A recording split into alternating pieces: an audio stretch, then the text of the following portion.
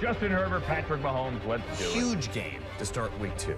Two guys that can match each other throw for throw in the same division in their prime. Fires it late for the end zone. It's caught in traffic. Touchdown. Takes a shot downfield. Palmer touchdown with it. Touchdown Chargers. Hey, we work off of this opportunity right here. Believe that you're ready to go out there and dominate. Touchdown. The Chiefs put the hammer down. Greatness, dog. Greatness.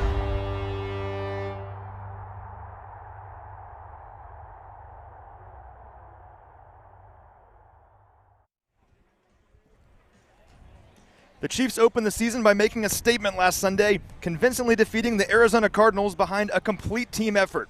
It was the perfect way to kick off the year, but there wasn't much time to celebrate as we're back at it just 4 days later with a primetime matchup against the LA Chargers on deck. We are 2 hours from kickoff. You've waited all week for this very moment. It's finally here. It is time for football in Chiefs Kingdom. Let's do this. My name is Matt McMullen, joined by voice of the Chiefs, Mitch Holthus. This is Field Pass presented by StorageMart. And Mitch, last week we talked about the importance of getting off to a fast start, right? Well, mission accomplished. Yeah, I waited a short week for this one. A lot of sleep deprivation, but yes. Yeah, out of the chutes, it just showed you how prepared the Kansas City Chiefs were in all 3 phases. And you and I talk about it all throughout the non-playing season, but this team was ready for that moment in Arizona in April, May, June, training camp, and it showed up. Their preparation manifested itself in all 3 phases. It was just one of those perfect days to be a Chiefs fan. I was with you in the radio booth spotting for you, and we were just smiling the entire time, silent fist bumps the entire time. Just a perfect day to be a Chiefs fan. And the catalyst for all that success was, of course, our quarterback, Patrick Mahomes. What a brilliant day for him. He threw us for 360 yards, 5 touchdowns, 0 interceptions. It was the 4th 5-touchdown, 0 interception game of his career. And since 2020, he has 3 of those games. The rest of the NFL has 5. It's insane. No one else is doing this but Patrick Mahomes. Additionally, I'll add one more qualifier in there, yards. Here's every game in which a quarterback has thrown for 350 yards, 5 touchdowns, and 0 interceptions since 2020. 4 occurrences, okay? Patrick Mahomes last week, Patrick Mahomes in 2021, Tom Brady in 2021, he did it once, then Patrick Mahomes in 2020. No one else is like our quarterback, and we're kind of used to it now, but we cannot normalize this because it's not normal. Well, I do the thinky emoji right now, thinking through all those stats, but he's just been brilliant. 18 touchdowns, no picks in 5 opening week games. I talk about preparation, and like we said on Rewind, no quarterback prepares like Patrick Mahomes for a season. I was almost going to tweet this out, and I might if the Chiefs win this game tonight. When you have a quarterback that thinks like your head coach and prepares like your head coach, does not fight your head coach, in fact, he thinks like your head coach, that's Patrick Mahomes. And that's the magic of Patrick Mahomes and why he's so good in September. And we saw that collaboration really permeate throughout the offense because the offense was dynamic and efficient in that game against Arizona. 33 first downs, 488 total yards. They were 6 for 6 in the red zone. We talked about red zone efficiency prior to the game. Well, they were perfect, so that's a good start. 9 different players caught a pass, and 14 plays that covered at least 15 yards. So they were dynamic, explosive, and efficient. The red zone is big. I'm going to harp on it all season long because the Chiefs have either been mediocre or less than that the last 3 years. 6 of 6 in the red zone is 2 to 3 games worth. To get that many red zone possessions and hit touchdowns on every single one. That, to me, will be the key in this rock-hard division. Watch these 4 teams. Who can be successful in the red zone? The Chargers were just 2 of 3 against the Raiders, one of the reasons they had to hang on to win. But it's not just preparing. The Chiefs, to me, seem better suited to get touchdowns in the red zone. And one of those red zone touchdowns was a rush by Isaiah Pacheco, right? And let's talk about this team's ability to run the ball last week because that was very encouraging. You think about Clyde Edwards-Helaire, Jerick McKinnon, and Isaiah Pacheco, that trio, they were just terrific. Each of those guys averaged over 5 yards per carry. As a trio, they averaged 5.4 yards per carry. I love the fresh legs in there because no one gets worn down. It was a new guy every drive, it seemed like, and we saw explosive plays because of that. This offense is so much harder to stop if the defense has to respect the run. And they complement one another. It's almost like having a carpenter, an electrician, and a plumber all back there and on the job. And the fact that Pacheco, you usually have to talk to a guy about having his pads down. His pad level is so natural. And then Dana Hughes and I were talking about it on the radio broadcast. He hits the second level so fast, he's on those linebackers before they can react.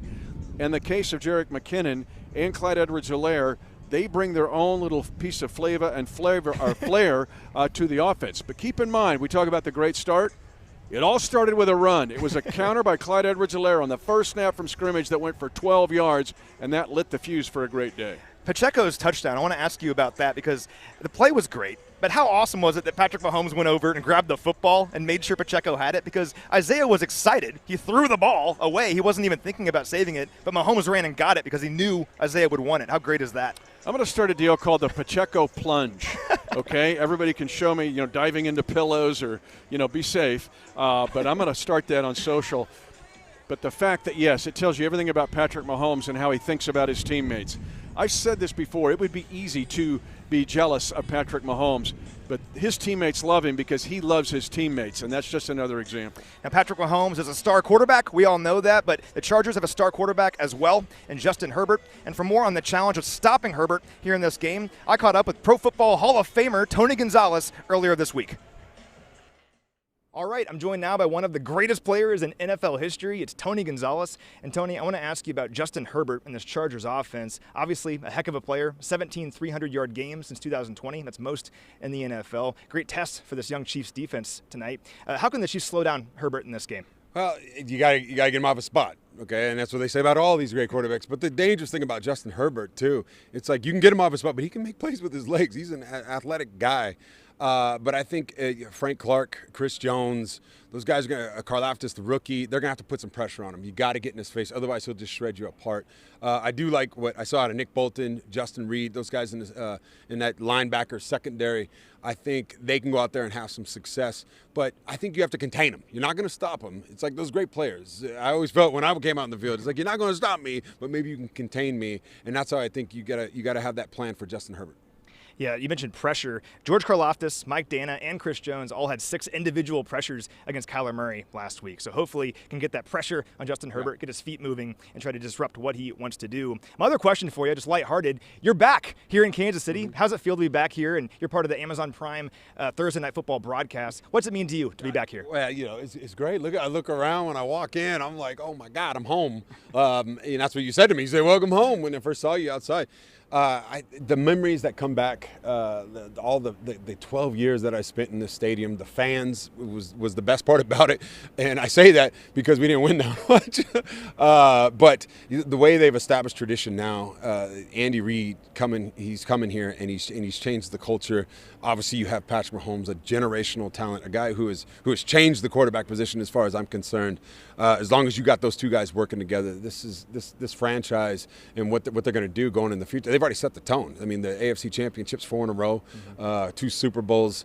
That's the standard around here now, and so it's just great to come back and be a part of that. It's awesome that you're here. Thursday Night Football, kicking off the Amazon Prime football schedule, and what better place to do it than GEHA Field at Arrowhead Stadium. Tony, appreciate your time, man. All right, thanks for having me.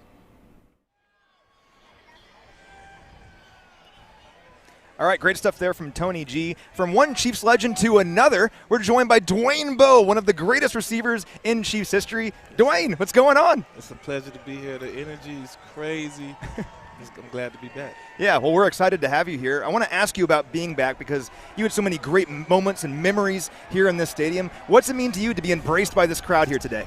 It means everything, man. God is good. The same people that I came in as a young man are still here. That lets you know about the world-class organization. Everybody is so A1, and I'm just happy to be back. Man, I remember he was a touchdown machine. He went on that spurt where he just was a red zone animal.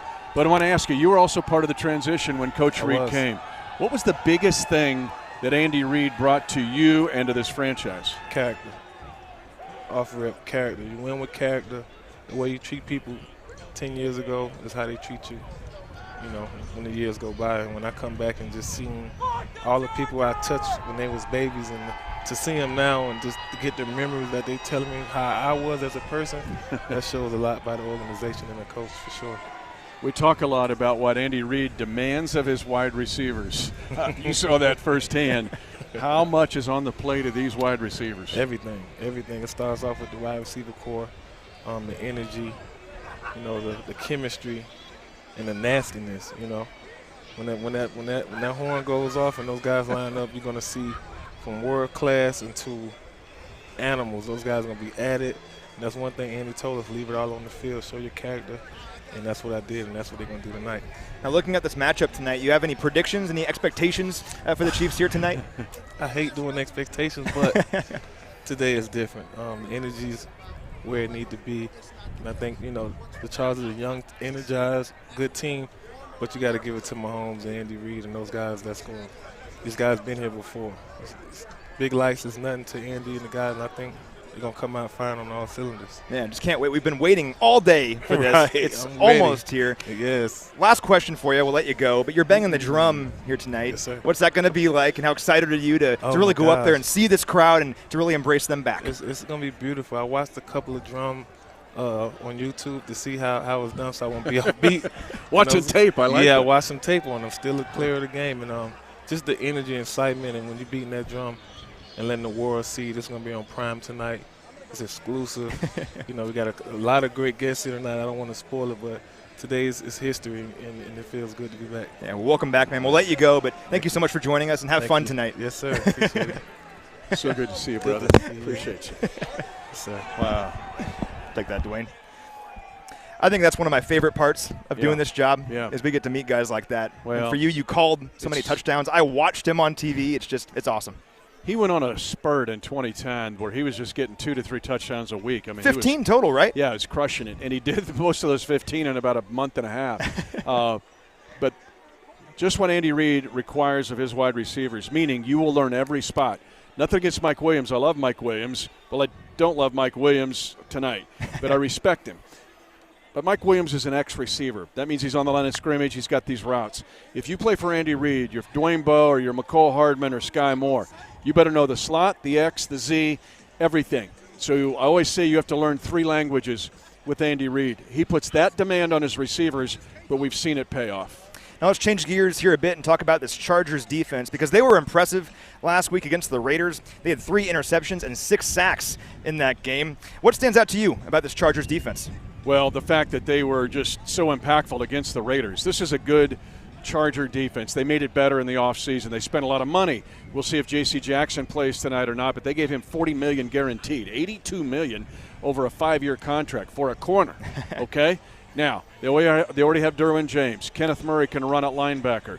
But it's the 2 edge rushers, Khalil Mack and Joey Bosa, 2 of the best to ever do it.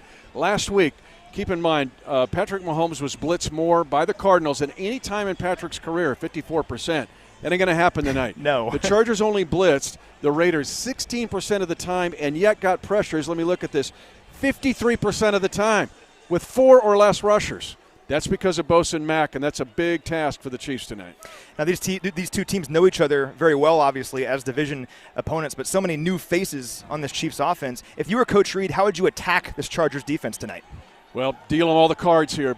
This team is better suited to attack both vertically and horizontally, meaning you attack the entire width of the field. That's why they're so good in the red zone. I keep talking to you about that. In the red zone, you have to attack all 53-yard width of the field. Same way out on the field. The other thing is to be really resourceful on first and second down. That can be runs. The Chiefs last week or Sunday against the Arizona Cardinals only had 8 third-down attempts. They got 5 of the 8.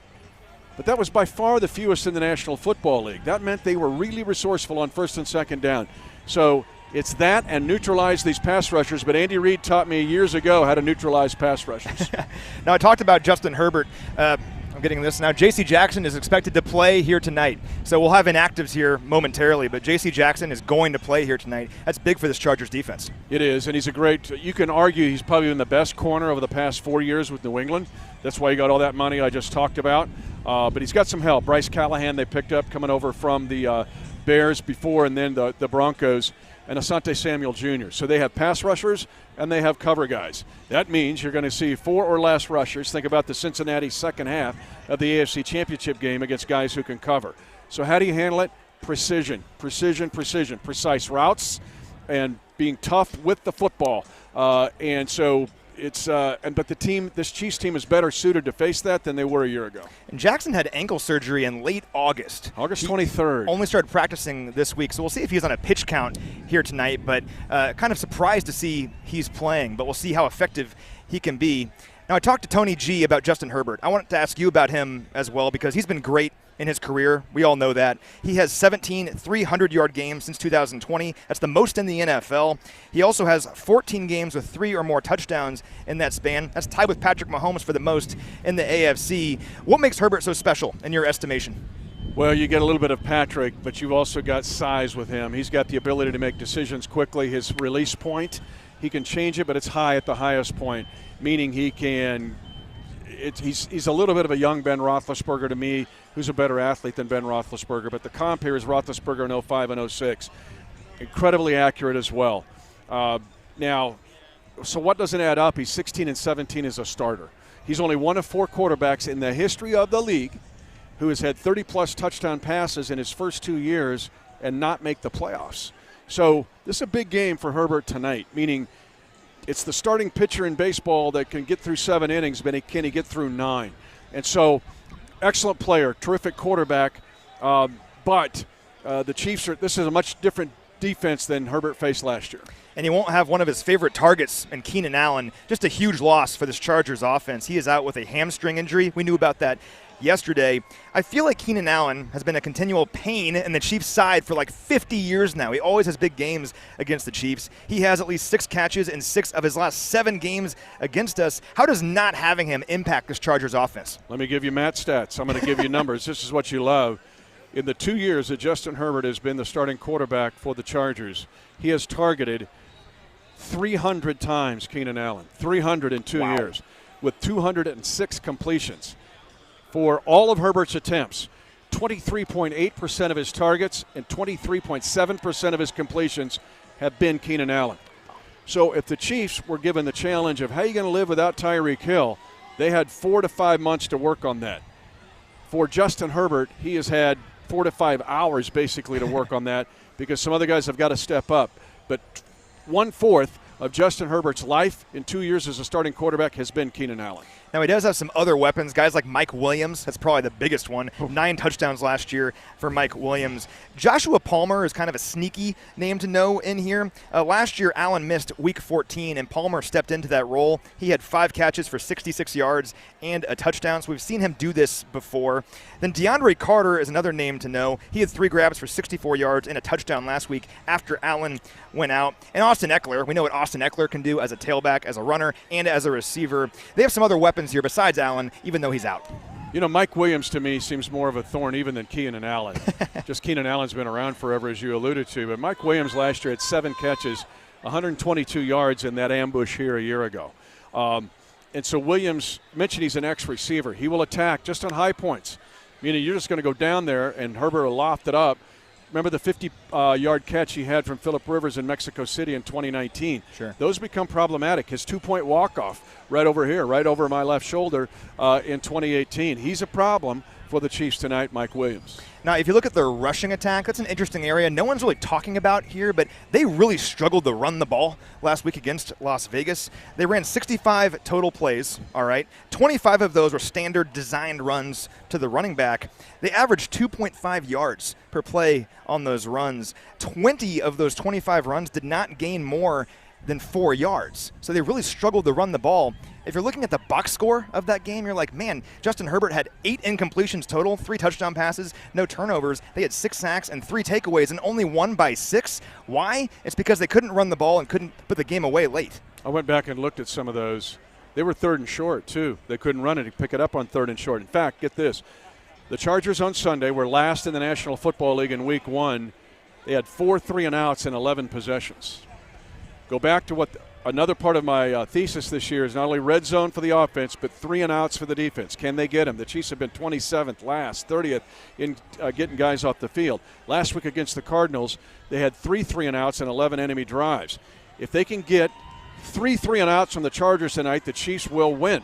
It was a problem because you're right. How did they just win by 5? Usually all the elements you gave should be a blowout, but it's the fact that they could not convert 3rd and short in the run game that made that game close. And I'm optimistic this defense tonight can do that against the Chargers based on what we saw last week. You mentioned the 3rd downs. They held Arizona to 3 of 12 on third down. And how about the pressure generated last week? 3 different guys, Chris Jones, George Karlaftis, and Mike Dana, 3 different ones generated at least 6 individual pressures, not combined, individually. The pressure was really encouraging last week. It was overlooked to me, Matt, on Sunday. Chris Jones was the 5th highest rated player in the National Football League by Pro Football Focus. The Chiefs had 3 guys that were in the 90s, including L'Jarius Sneed at cornerback. But Chris Jones was top 5 in the league. That was kind of overlooked. People just didn't have time, I don't think, to give it enough appreciation. If Chris Jones does that tonight, the Chiefs will win this game. If he's wreaking havoc, not just sacks and hamburgers, I'm talking about disrupting plays. The Chargers have spent a lot of money on their offensive line. Think about Corey Linsley at center, money. They drafted a first-round pick at right guard in Zion Johnson. They have a star in Northwestern's Rashawn Slater at left tackle. But they still were handled by the Raiders in the run game. If Chris Jones is wreaking havoc along with his buddies, look out. And we just got the inactives for tonight's game. A few guys we already knew about on the Chiefs. Harrison Butker at kicker. That's no surprise. We knew Harrison would not play in this game. The kicker tonight is Matt Amendola. He played for the Jets last year. He was 13 of 19 for the Jets. He was perfect inside of 40. So we'll see how Matt Amendola looks tonight. But he is our kicker this evening. You will not see Trent McDuffie on the inactives list, but he is not playing here tonight. He was placed on injured reserve earlier this week, so he'll miss at least 4 games. Hopefully we see him soon after that is over, but Trent McDuffie also not going to play in this one. The good news is we were curious if Trey Smith would play in this game. He was questionable coming in with an ankle injury. I do not see him on here. So Trey Smith is active for tonight's game. That's great news. Well, I got a feeling it's like J.C. Jackson. J.C. Jackson is telling the Chargers, you're not keeping me out of this game. I'm playing. I got a feeling Trey Smith said the same thing. You're not keeping me out of this game. I'm playing. We know what a warrior Trey Smith is at right guard. That being said, on the ready and in the bullpen and already warmed up is Nick Allegretti, who had, I think, the best game of his career in week 1 when he had to fill in. We remember big man touchdown against the Steelers in the playoffs, but Nick Allegretti is a great 6th man to have on that offensive line. Yeah, we talked about the importance of that during OTAs. We were watching Nick rotate in there with the ones, and we were like, if someone goes down, it's huge having this guy, and we saw the fruits of that last week. So Nick is ready if needed. Looking at the Chargers, we kind of know all of this now. We knew Keenan Allen wouldn't play in this game with that hamstring injury. Tight end Donald Parham is also out with a hamstring injury. That's no surprise. We knew about that yesterday. J.C. Jackson was the one we were watching, but as we reported earlier, J.C. Jackson is active here tonight in this game. Coming off ankle surgery in late August, we'll see how effective he is and how much he plays, but J.C. Jackson is available to the Chargers defense tonight. I think one thing to take into account, too, is this is a superb playing surface. Players love playing on this. Remember Marquez Valdez-Scantling, one of the reasons he signed here grass. Is this surface. Grass, a rye Bermuda grass mix. It's a fast track, but it's also helps with the injuries, ankles, Achilles, knees. They love playing on this. The painted end zones are cool. Travis Hogan, it's 1972. That's the 50th anniversary. But do not overlook that players, both the Chiefs and the enemy, love to play on this surface. Well, that's my last thought for you. How awesome does this field look? It's incredible. Red end zones, the middle Arrowhead logo at the 50-yard line is incredible. I mean, what a night for this to be on Prime Video, the first game ever on Prime Video. It's the home opener, and to have this stadium looking like it does. One of the worst things I can do is take things for granted. I don't want to take this night for granted, this venue for granted, this field for granted, and just all about this. I mean, in a 29th season, it feels like my first time, and you never want to lose that feeling, but this electricity is just flowing through this place. Dwayne Bowe felt it. Yeah. And you know what? He doesn't take it for granted because he's been away. And to come back and see it and feel it again just tells you how special this place really is. Can we just hurry up and get to kickoff now? We've been waiting all day for this. Thank you so much for watching, everyone. We'll close our show with that. For Mitch Holthus, I'm Matt McMullen. Let's go get a victory.